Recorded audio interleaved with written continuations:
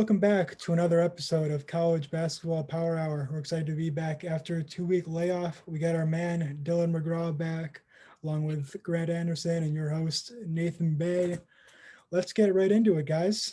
Talk some college hoops. Let's start with Grant for our first segment that we always do: one riser, one faller. Who is your riser this week, Grant? This week, my riser is Rutgers. We just watched them today beat Illinois. They're now 6-0 on the season. They've won their last three against Syracuse, Maryland, Illinois, and the Illinois win is just like super impressive. I mean, they brought a lot of energy. Rutgers did today. I felt like they made a big run in the second half. They got up by double digits, and then they still just kept fighting like they were down 10. Like they were just going at it. Paul Mulcahy was picking up fouls left and right, like drawing fouls. And really, just as a team, they gave more effort than Illinois. And so, big time win for them, and they're showing that they can compete for a Big Ten title. Yeah, Paul McKay is an unbelievable glue guy. He is their Brad Davison, and he's fun to watch. And Gino's back. They can make some noise for sure. Yeah, Gino's back. All right, Dylan. Yeah, before I get into mine, I do have to say Rutgers is making me look like a big idiot. Our first episode, I had them as not living up to the hype, and they look like the real deal. So, got to get that out of the way. But for me this week, my riser has to deal with last week too. Missouri, 5-0 right now. A big win against Illinois. In the border battle. Got some help from the refs, no doubt, but a win's a win. Can't take that away from them. And then obviously the big win against Oregon a while ago. So just two strong wins for them. And I'm just excited to see how they fare once they get into the SEC play. Yeah, they're definitely up there. I think they could honestly be the best team in the SEC right now. We're up there. I don't know. Tennessee's tough, but Maybe Tennessee. But yeah, I like Missouri too. Missouri's pretty good. All right, moving on to my riser. I've got Xavier. They just keep stacking wins. They are 8-0 right now, led by the combo of Suggs and Fremantle. Both have looked really solid. Beating Cincinnati, killing Oklahoma, just looking really good. And I like them to keep it rolling into Big East play. Yep. Moving on to fallers. Grant, who do you have? So this one's kind of funny because to start the year we were all like really excited about this team, and that's Arizona State. They fell hard this week. I mean they've dropped 30 spots in KenPom in 2 games, which is really hard to do. And they're 1-2 in their last 3, and their one win was a 1-point win against Grand Canyon. So not inspiring any confidence here. They just don't have it right now. They're not really playing together, just kind of playing as individuals. And then but they don't play again until December 31st. So time off could help them. I don't know, but right now they're just it's not looking good for them. Do they not play on? I thought they played against Utah on Tuesday, or they were going to. Oh, do they? They might, I think. Schedule I looked at, maybe that was updated recently. I don't know, but yeah, but losing to UTEP at home, come on, guys. That was bad, and it wasn't even close too. It was. Yeah, they lost by 13 points. Who gives up 76 points to UTEP? Arizona State, I guess. Dylan, what you got? So my faller, it actually ties in with Grant too. Is San Diego State. I thought that win against Arizona State they had was a big one, but after Arizona State's loss to UTEP, that win just got devalued a lot. And then they just lost to BYU, who is a good team. I really like them. But just I had San Diego State in my top 25, but they're going to fall out of it. Yeah.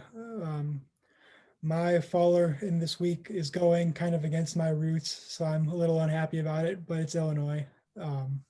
Just going off of these last 2 weeks, they're 1-2 in the last 3 games, lost to good teams in close games. Missouri, we talked about that a little bit, got kind of screwed by the refs, but and then I thought they had it today against Rutgers. They were up 10-2 up at halftime, but the RAC's obviously a tough place to play. but they got to stop giving up points. I feel like they're kind of young and they're scrappy, but it comes back to kind of bite them a little bit when they play against mature teams who know how to spread the ball out well. Because, like we saw against Rutgers today, just a team that knows how to play with each other and is really coherent on offense. They kind of struggle at some points. And then Kofi kind of struggles with fouls a little bit. And then they have to bring in some of their reserves, which aren't as big and as strong. So I still like Illinois. They're a very talented team, but they're my faller for this week. Moving on to our next segment. Obviously, we saw a lot of basketball from these past couple of weeks, but what is the team who looked most impressive to you, Grant? I'm taking your riser, and that's Xavier. So they had a buzzer beating win today against Marquette, which was actually a really cool buzzer beater by Adam Kunkel. A little step back, fade away. But I didn't really, going into the season, I didn't really give much consideration to Xavier. I thought they'd be all right, maybe finish middle of the pack Big East, but I wasn't really paying attention to them. But all they do is win now because they're 8-0. And their last three have come against Cincinnati, Oklahoma, and Marquette, which are all good wins. Paul Scruggs is looking like a Big East Player of the Year candidate because there are like a couple really good candidates. Can't say he's in the lead for it, but Xavier, I feel like if they can keep this up, they should finish like top four-ish in the Big East, which is much higher than what I had them at in the preseason. So they are my most impressive team right now. Yeah, for sure. Dylan?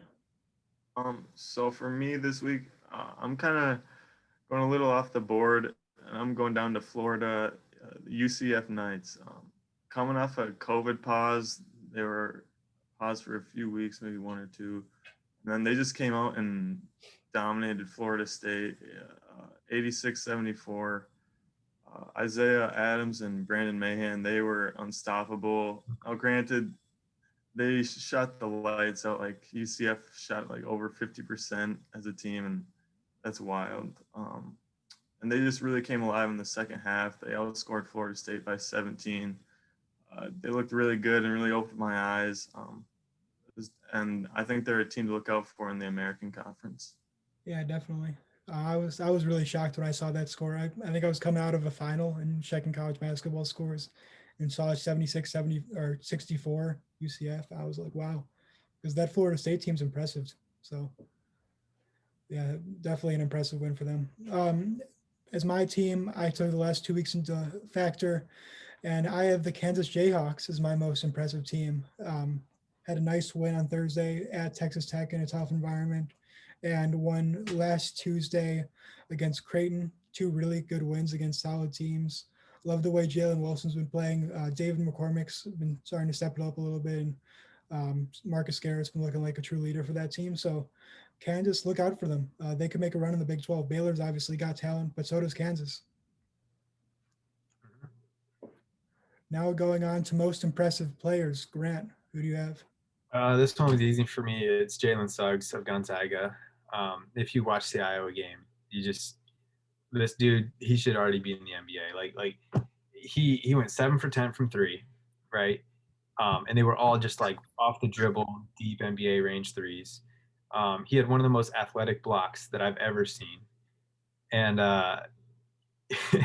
he just did whatever he wanted. Like he just terrorized Iowa's guards the whole game.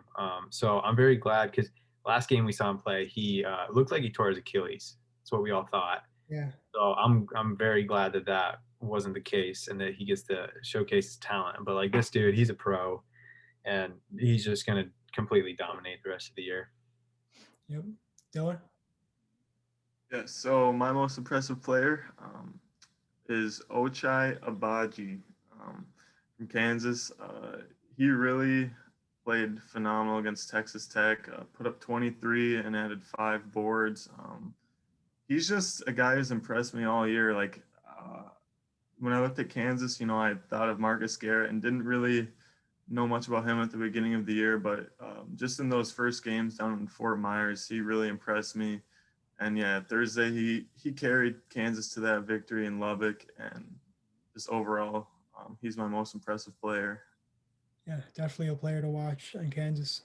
I've got Ron Harper Jr. from Rutgers. Just put up great numbers in the last 3 games against Grant mentioned some pretty good competition in Syracuse, Maryland, and Illinois.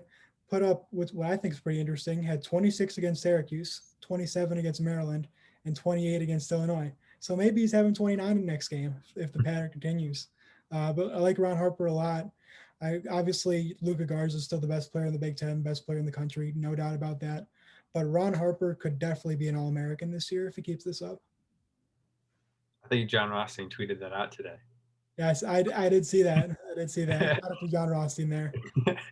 No, I agree though. He's been great. So. Yep. All right, moving on to another conference spotlight. We're going to go over the ACC this week. They've been a traditionally pretty good conference, maybe a little bit of a down year for them, but they still have a lot of talent and a lot of solid teams in that league. So, Grant, what are 3 things about the ACC that you've noticed or predict? So the first thing I want to touch on is relative to the typical year in the ACC. This year, there's no elite team or teams.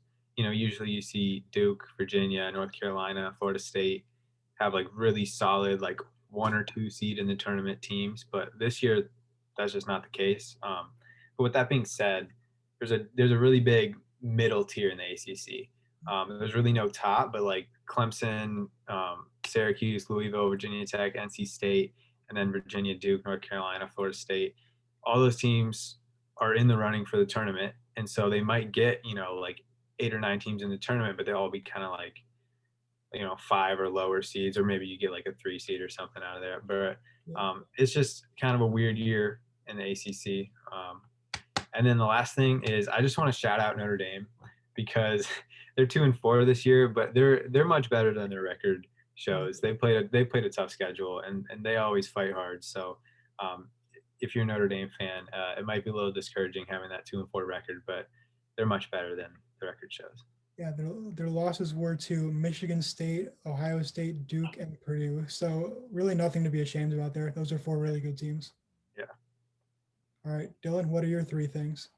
Yeah, so my first thing, I guess right now, if I were to bet on who's going to win the ACC, I'm not taking the 2 blue bloods and Duke and UNC. I'm going with the field. I know that's not like a wild prediction, obviously, just all the teams, and Virginia's in there. Florida State's looking really good, but I think Duke and UNC, they're more so. Duke hasn't really impressed me a whole lot. I thought they were going to be really strong this year, but obviously they all got to get healthy and everything, but we'll see where that goes. And then my second this is just more for me, like I need to put some respect on Justin Champagne's name. This dude is a monster. He's just a rebounding machine. Like he's averaging 17 and 12 and put up at least 20 and 20 twice already this year. Like dude's insane, just a nose for the ball. And then my last thing for the ACC is, like Grant said, he mentioned this, like it looks like, I don't know the wording, but their conference is going to be a lot of, I guess, parity this year. Just a lot of, not, like Grant said, not a huge favorite team-wise and player of the year-wise. Like I think the season's going to play itself out, obviously, and hopefully someone like reigns above. But just like right now, there's no clear favorites for either of those team or player. Yeah. My first thing that you guys have kind of mentioned is the unpredictability of this year is just kind of unprecedented in the ACC. You see a team like Virginia Tech playing really well at the start of the year, and then they get blown out at home to a Penn State team by 20. And then you see a team like Florida State, who's also looked really solid, and end up losing by 12 to a UCF team that kind of came out of nowhere and beat them. So just a lot of unpredictability there. And then for my next 2 things, I'm going to shout out 2 teams who are not looking that great right now, but are going to step it up because they're going to get healthier throughout the season. First one is Louisville, missing a lot of key pieces there. Obviously, we saw them got blown out against Wisconsin this past weekend, but missing Carter Jones there, missing a couple other key guys. They're going to get back soon. And then Miami, who had a really good win against Purdue earlier in the year, and then lost a couple late, but they're missing Chris Lakes. They're missing Cam McGusty in some games. Just got back their solid freshman to start the year, Earl Timberlake. Excited to see him kind of take the court in conference play. So once they get their big three back together, they could make some noise as well. All right, moving on to another one of our lists. We went over top 10 scores last time. So now we're going to give the big guys some love. Go with some top 10 big men. So the way we're going to do this is we're going to start 10, move our way down to 1, and we'll just kind of go in a circle. Grant, you can start us off and go with your number 10 big guy. All right, so I got a bit of a surprise here at number 10. It's a freshman, okay? I'm not sure if you're expecting that. His name is Hunter Dickinson from Michigan.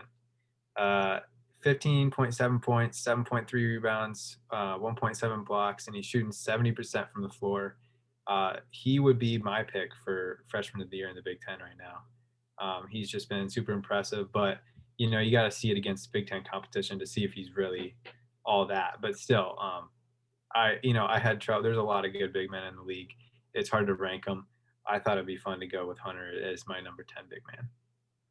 Yeah, I honestly haven't been watching that much Michigan basketball. Maybe I'll have to start watching him a little bit because if he stays with all that talent that's coming in next year, they could definitely make some noise. Yeah. All right, Dylan, who do you have at number 10? Number 10, I'm going to go Oscar De Silva from Stanford. He's averaging around 20 points and 6 rebounds per game. I really like his game. Athletically, there's nothing that's like off the charts about him. Like he's not going to be throwing down windmills and stuff, but he's just really crafty for his size and ability, and he can also step out and stroke it. So kind of just all around big man, and I really like what he's doing at Stanford right now. Yeah, definitely talented there. I have him a little higher up in my list, so I'll get to him later.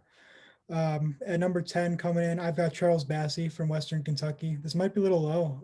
Honestly, he's looked good this year. So I kind of didn't really know where to put him because there's so much talent on this list, but he's obviously very talented, could easily be a top 5 player in this bunch. But just like the numbers he's been putting up, looking like a real talent against top competition when they play Louisville, played a couple other teams that are good and looks good doing it.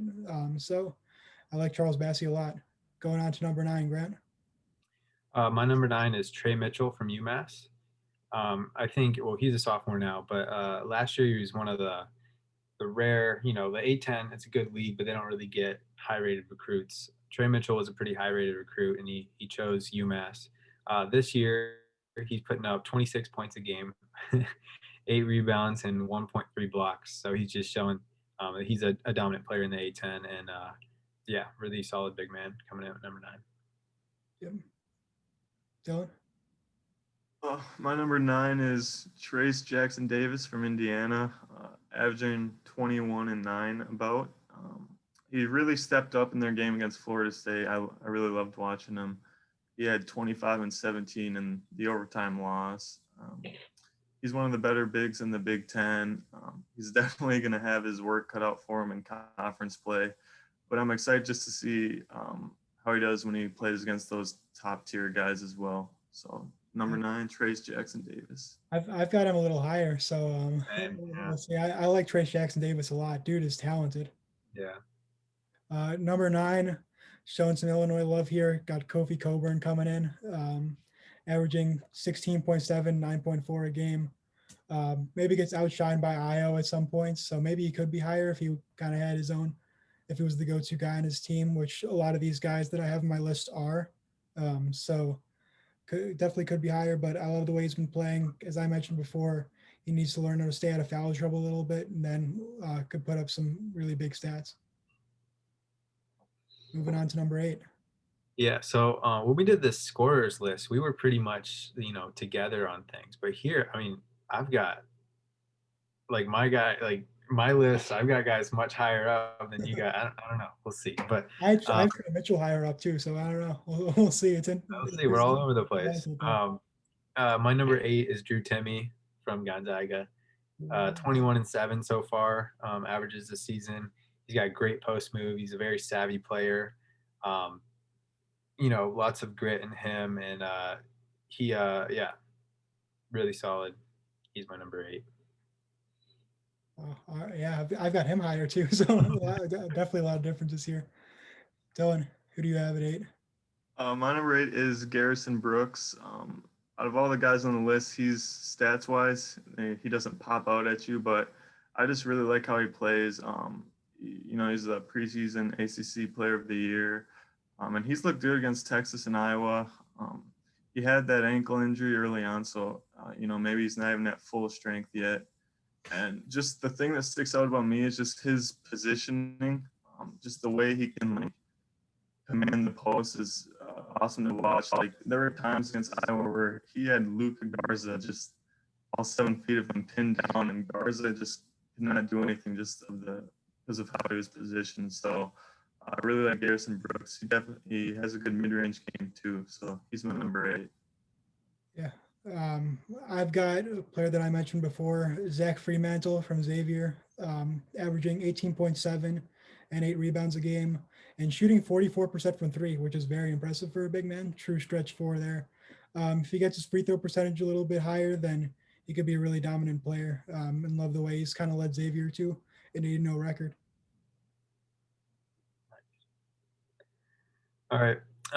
My number 7 is Derek Culver from West Virginia.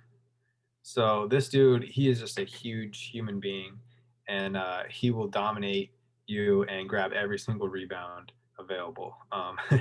14 and a half points, 11 rebounds per game. Pair him with Oscar Tshiebwe, and that's a deadly duo. But for this, I just have Derek Culver at number 7.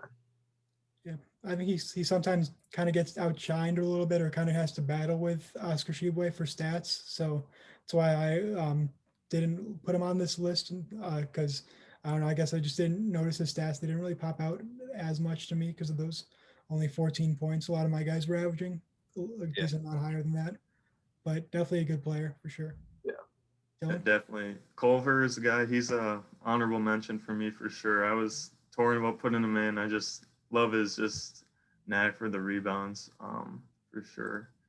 But my number 7 is Sandro Mamu Kelishvili, averaging around 20 and 7.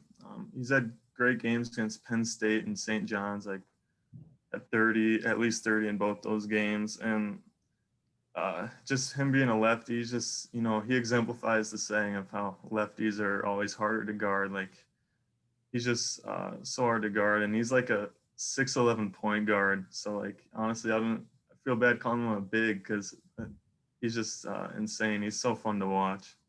Yeah, he's definitely a great player who we mentioned last week in our top scorers list as well. Yeah. At number 7, I've got a freshman, Evan Mobley from USC, averaging 17.6, 9 points a game, and 3 blocks a game. Very impressive. Going to be a top 10 pick probably in next year's draft, and just extremely talented. I watched that game against UConn and just dominated in every single way. Looked really impressive. Yeah, I wanted to include both of those guys on my list, but they just didn't make the cut. So my number 6 is Kofi Coburn, obviously from Illinois. And Nathan, you already talked about him. He's just, again, another huge, like when you see Kofi in person, it's just different. Like the way he's built, it doesn't really make sense, and then he's just crazy strong, and he's shooting 68% from the field. And yeah, like he does get in foul trouble a couple times, decently, but he's a very good center, so he's my number 6. Yeah, I love Kofi. My number 6, Nathan, you mentioned him as your 9 or 10. I'm going Charles Bassey. I really liked him just in the Bad Boy Mowers Classic. He just really stuck out to me. His just athleticism, he averages 17 points per game and 11 rebounds per game. He's just a great athlete. Just someone who's 6'11" should not be able to move the way he does. He's not going to step out and shoot threes or even mid-range at that. He's pretty one-dimensional around the block, but he's going to get those boards. He's going to get those dunks. He's like a guaranteed double-digit rebounds. And I just love how he just is going to throw back the 60s and 70s with those short shorts, man. He's bringing them back. But number 6, Charles Bassey. He's got a good look there. And he was number 3 recruit in his class, I believe, according to ESPN and 247 Sports. So yeah, how does Western Kentucky get these bigs? Like first they get Mitchell Robinson. Rick Stansberry. I can tell you how, but shout out to John Rossi and Rick Sansberry. A great recruiter. Don't sleep on him at all. Yeah. Going on to my 6, guy who's been mentioned before by Dylan, Sandro Mamukelashvili from Seton Hall. Mentioned before, 20-7, really impressive. Just all around great player, really makes that Seton Hall team complete. Obviously, they don't really have the talent that they had last year, losing some of their key players. So it really helps to have him there to be kind of the glue that makes their team go around and compete in the Big East. Top 5. Man, I feel like I should have included Sandro because I think of him as like a wing forward, not a center. So I didn't, but Yeah. everything, like, yeah, he is so good. So, but my number 5 is Charles Bassey. So I don't feel like I need to really touch on more with him, but he does average 3.6 blocks a game, which is crazy. That is a huge number. So yeah, just like a freak of a dude. And if we weren't in like the modern NBA, he would be like the number 1 pick, throwback to the 90s. He would be like the number 1 pick. So yeah, he's talented for sure. Dylan? Yeah, my number 5, I went with a forward here. This might be kind of kicking myself. Should have went with a full-fledged big, but I would just go with it. Jeremiah Robinson Earl. Yeah, I just really like how he plays. 16 points per game and 7 rebounds. He's taken a big step from where he was last year. His consistency, like some games, the first game he put up 2, and other games he put up like 28. So if he can get more consistent, he'll definitely be a force to be reckoned with.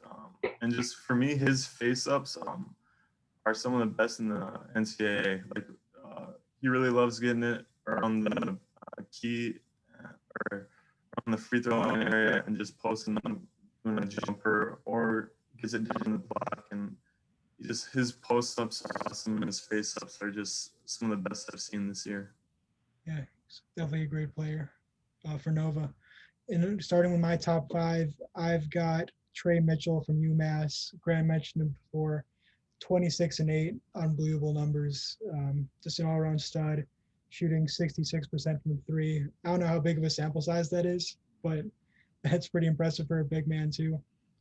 Just an all-around stud. Doesn't get as much attention because he's on an average team in the A10 with UMass, but if this guy was on a team like Duke or Kentucky or one of the Blue Bloods somewhere, he would be in the national spotlight, and I love the way he plays. Yep. All right, number 4 for me, Dylan. I think you had him at number 10. As Oscar de Silva from Stanford. This guy, again, 20 points a game, 67% from the floor, and he can shoot a little bit from the 3. Just like a really talented all-around big man out in the Pac-12. Another guy like, if he weren't playing for Stanford in the Pac-12, probably would get a lot more hype. But yeah, he's super good. I feel like I should put him here at number 4 on my list. Yeah, my number 4, I'm gonna go with Drew Timme. Like you guys said, averaging like 21-7. One of the main threats on the best team in the country, and I think he loses some stats from being with guys like Suggs and Nembhard, but he's just a really strong post player, and even off the dribble, he's really solid too. So Drew Timme is definitely a monster, and he's my number 4. Yeah, number 4. Finally, we've got some agreement. Grant, I've got Oscar de Silva at number 4 as well. Just an all-around stud, 20-6, 1.5 blocks a game. Just such an active player when I've seen him playing on Stanford. Him and Xavier Williams are really making for a great pair this year. Kind of underwhelmed a little bit so far, but I think they're going to really step it up in a weak Pac-12 conference and make a run at getting a good seed in the NCAA tourney. Yep. Top 3. Okay. So for me, number 3, this is a guy. If you look up the stats, you probably wouldn't make this list, but that's just because he's playing for the slowest paced team in the entire country. I'm of course talking about Jay Huff of Virginia. Wow. 12.3 points, 6.8 rebounds, 2.5 blocks. If he was on a faster paced team, this dude would average 20, 10, 5 blocks. Like, I'm not kidding. Like, he's 7'3". He shoots 43% from three. He will block any shot. Like, he is so good. He's so fun to watch. One of my favorite players. So I got to give him love here. Put him at number 3. I get that. Maybe a little bit of Virginia bias there, but I get it. I get Nah, it. this dude is so effective. I'm telling you, he is dream big. Dream big. All right. Dylan, who you got at number 3?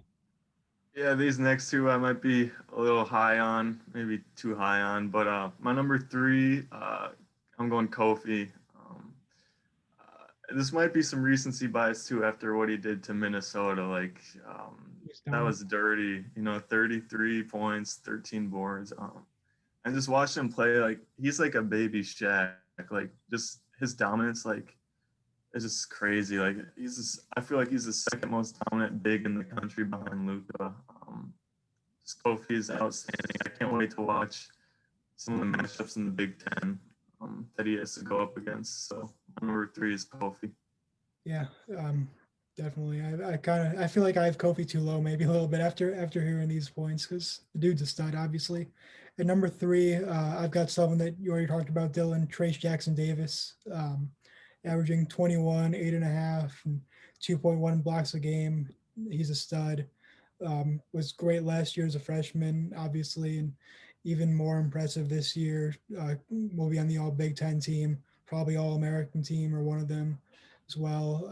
Just really a great piece for Indiana, and I'm wishing the best for them because they haven't had the best of teams and their fans aren't used to that. So hopefully they can get some momentum this year. Got a big game coming up this week against Illinois. All right, he's actually my number 2, so can just kind of piggyback off that. Good segue then. Yeah, I'm just thinking about like what the Big Ten first team is going to be like. Like, are you going to go Trace? Or are you going to go Kofi for that other forward? Or are you going to put 3 forward? I don't. They might need to extend that thing to like 7 players. So, but yeah, Trace Jackson Davis, dominant dude. He's a lefty. Got to give love to the lefties. 2.1 blocks a game too. Yeah, big time player. Yeah, for sure. Dylan, who's your number 2? Yeah, my number 2, I think I might have just been paying attention too much to the draft boards because this guy's definitely is the highest rated on the list. Evan Mobley, he's been brought up already. I really like him as a freshman. He's like pretty much plays the whole game. Like top rated draft pick on this list. Extremely long, just super long. I think if he can fill out a little bit more, he'll definitely be a problem. And the thing with Evan Mobley is he's just like watching his highlights. Seems like he's comfortable anywhere on the court. Like he can play on the wing. He can shoot. He can go down low and bang with the big guys. So just all around, Evan Mobley is definitely a great player for USC, and he's my number 2. Yeah. Number 2, I've got Drew Timme from the Zags. I mean, there's so much you can say about him. Gonzaga's players, they have 5 players who are averaging 12 points or more per game. And he's still averaging 21.3, which is crazy. He's just scoring at an absurd pace. Played pretty solid defense against Luka. He put up good stats on Saturday, but that was because he was mainly going against Gonzaga's backup bigs. When Timme was on him, he was a pretty tough guard. 21.37. Doesn't get that many blocks just because he's so mobile, and Gonzaga just plays great team defense as a whole. But I love the way Drew Timme's been playing. I think he deserves the number 2 spot on my list right now. So now we're going on to some Luka love. Grant, why don't you start us off because you're the Iowa fan? I wonder who my number 1 big is going to be. I don't know. Maybe the guy averaging 29 points, 9.1 rebounds, 2.3 blocks. Dude, Luka is just, I mean, he's having a special season. Like last year, he averaged like 24 and 10, and you're like, how could he improve on that? I don't know, maybe by averaging 30 and 10. Like against Gonzaga, he just didn't miss. Like he was like 10 for 13 or something from the field and just completely dominant. So yeah, it's obvious, but Luka. Yeah, for sure. Just piggybacking off of that, Luka, my number one. The craziest thing, like out of all the stuff he's done this year, is the fact that he dropped 34 on Iowa State in 17 minutes. Like, what? How is that even possible? 2 points per minute for one player. He scored 21 straight points for Iowa, like on consecutive possessions. Like there may have been like a turnover in between, but like he just like 5 straight threes. It was just yeah, he was just like splash mouth in that game too. Like it was so fun to watch. But yeah, he's just unguardable. I feel like North Carolina kind of had a good strategy, just rotate as many 7-footers as you can on him. But what other team is going to have like 3 like the top best centers in the country? Like not many. So Luka's going to keep going insane, and yeah, Luka Garza number one. I mean, when you're playing against, you're switching off, as you said, against De'Aaron Sharp, Garrison Brooks, and Armando Bacot, and you're still dropping 16 and 14. So it's not like he played badly. That's a bad game for him, and he averaged 16 and 14. The dude has averaged more than 1 point per minute by himself on 2 separate occasions. That is unheard of. That's what he does. That's all you have to say about him. Most efficient player in the country. Just crazy. All right, now on to another fun topic that brings a lot of debate to it because there really isn't a correct answer here. It's a team that we all love, the Wisconsin Badgers, and the best player on that team had a really impressive win, all-around team win against Louisville this weekend, looking good defensively, looking good offensively. Obviously, we know Louisville's a little bit shorthanded, but when you beat a team by 37 points, it's still impressive. So, and especially a team that was ranked in the top 25. So going off of that, best player on the Badgers. Grant, who is your best player on the Badgers from this week? I am still Team Micah as of now. So that's 3 for 3. Everyone looked good against Louisville. But I just think Micah scored 20. He can just do a lot and brings a lot of energy. So I've said that all 3 weeks, but I'm going to stick with that until someone else rises above them, which I'm not sure they will. So I'm Team Micah Potter for right now. I don't disagree with that at all. Yeah. My best player, I kind of took it as the past 3 games, so I looked at that sample size, and it's the guy who outscored Rhode Island in the first half by himself, Brad Davison. Ended up with 23 in that game and had 17 against Villanova and 10 over the weekend against Louisville. I just really liked how he's been playing. One of the best off-ball defenders on the team, and just you always can count on a charge from Bird. I think he's kind of his freshman year and the Buzzcut Brad days. Like I was really excited for him. I think Trice was out one of those years, and he really took the point guard role, and I really liked him. And now that Trice has been back, he's kind of had to settle into like the shooting guard role and the off-ball guard, and I think he's still kind of getting into that, but he's just doing phenomenal. A team player. He's always the first guy out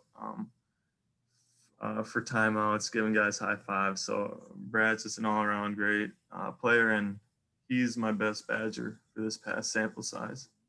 Yeah, I was debating between Brad Davison and my guy, but I'm going to stick with my guns because this man should be starting. Coach Guard, start him. He deserves it. I don't care if he's a freshman. He is a stud and will continue to be a stud for hopefully the next 4 years here. Johnny Davis, dude is crazy talented. He's got the offensive game of Kobe White, or excuse me. Why did I say Kobe White? Kobe King. Kobe King. That's what I meant. It's a little slip there because I've been watching so much Bulls basketball too. But yeah, offensively, he's like Kobe King as a freshman, just crazy talented, and is so athletic. He's like a Kobe King and a Sam Decker hybrid almost, and he can shoot. He can play defense, gets steals, gets rebounds, just all over the place. And the how aggressive he is as a freshman is just crazy. He's so talented, Yep. and I am advocating for the Johnny Davis starting train. Who's he start over? That's the Aleem question. Ford. Okay, Aleem. Yep. I would I don't say know. I mean, you could go with some other things. I think you could start him over Nate too, honestly, if you really wanted to kind of space the floor out a little bit. I don't know how Nate would feel about that personally because I don't think they he's would. kind of like the leader of this team. I'd go with Aleem Ford if I had to go with anybody. I'd go with him starting over Aleem. No disrespect to Aleem, I think he's a good player as well, but Johnny Davis is just on a whole nother level, and he's that young, and this will be his team next year, so may as well get a head start on getting him the important minutes. I apologize to the Kobe King or the Kobe White slip up back there. Nah, dude. NBA is back. The NBA is back, and I'm excited about that. December Yeah. 22nd. So going on to our last segment, we've got impact matchups. Pretty good slate of games this week. And I'm excited because I get to watch pretty much all of them because I have nothing else to do now that finals are over. Oh. So, Grant, what are some impact matchups you like for this week? All right. So first one I got to go with is shout out to my Virginia Cavaliers. We play Gonzaga on Saturday. That is a true clash of different styles there. Gonzaga loves to run. Virginia loves to slow it down. I'm not like Gonzaga is going to easily win this game. I think it doesn't matter how good Virginia's defense is. Like Gonzaga will score enough points to beat them. But still, it'll be fun to watch. And Virginia also has been on pause for like 2 weeks. So, but then second one, we've got Indiana, Illinois on Sunday. That one, Trace Jackson Davis versus Kofi. Indiana's just a really solid team. Illinois needs to get back on track. They've lost a couple here. I think they have another game midweek, but the Indiana game's a big one. And then on Wednesday, I included this one because it's two good teams, UCLA and Oregon. But also, we've got a 2 p.m. tip on a Wednesday. Kind of weird, but I thought it was cool. And these are two teams that are hovering like right around 25 in my rankings. So it's a good game. Yeah. Dylan, what are some matchups you like this week? First matchup I like is a matchup of two top 10 teams in the Big 12, West Virginia and Kansas. I'm really looking forward to that game. West Virginia kind of looked a little shaky against Iowa State, so we'll see how they bounce back. They still pulled off the win, but I was really excited at that, and obviously Kansas coming off a big win against Texas Tech. So two teams kind of have two different ends of the spectrum momentum-wise. So we'll see how that goes. I like Kansas in that game. I think they're playing really well. My next one, if you guys are ready, I'll be the one to take Wisconsin, Michigan State. Great Christmas present there. Oh, yeah, that's a great game. Really excited to see it. See if we can continue our hot shooting from Saturday. And Michigan State, arguably, I feel like they're the best one or two in the Big Ten. So this will definitely be a big test for Wisconsin and honestly Michigan State too. They're both very talented teams. So I'm really looking forward to that one. And then last, a game the two teams probably won't be ranked going into this, but just the battle for Kentucky. It seems like it's always a good game. Throw the records out the window. Kentucky and Louisville. Hopefully Carly Jones is back. They're talking Saturday. Louisville has their own return to play policy, but I think him versus Devin Askew is going to be a really fun matchup to see. So Kentucky, Louisville, I think that's Saturday. So I think that's my three impact matchups. Yeah, I mean, I know people see Kentucky's record and it's like, oh, this is a bad team. They're not a bad team. They've played really good competition and they're going to bounce back. Kentucky always bounces back. I hope. I hope. I think it'd be funny to see him just absolutely bomb the season. I don't know. I guess it'd kind of be a pretty big kind of wake up call for Coach Calipari. Maybe he needs to change his ways a little bit. So Maybe. we'll see. I'm going to go with the rest. I'm just going to rattle them off. Tuesday, San Diego State, St. Mary's, an underrated matchup against two teams that have only had one loss so far. St. Mary's lost a lot of pieces from last year, but they've still been playing really well and going in with an 8-1 record, I believe. So still a pretty talented squad. They're led by Rick Bennett. Randy Bennett. I'm going with on Wednesday another 2 p.m. tip-off, Xavier Creighton, which I thought was kind of interesting too.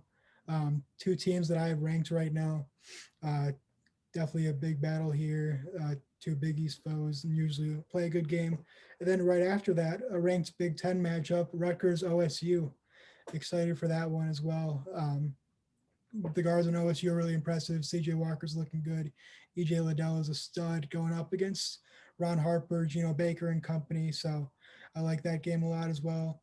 And then two Saturday games that I like going back to Ohio State. Got a tough schedule this week. They play against Northwestern, who just beat Michigan State a couple hours ago. A very impressive win.